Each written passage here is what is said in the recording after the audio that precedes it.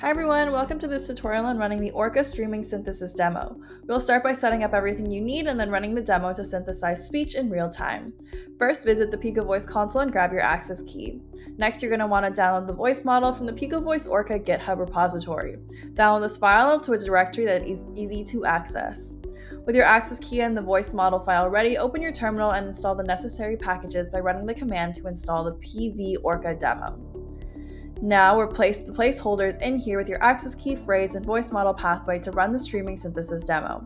This command initiates the demo and streams the text to the Orca engine for real-time speech synthesis.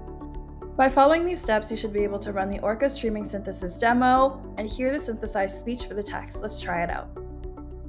How are you? I am testing the Orca real-time synthesis.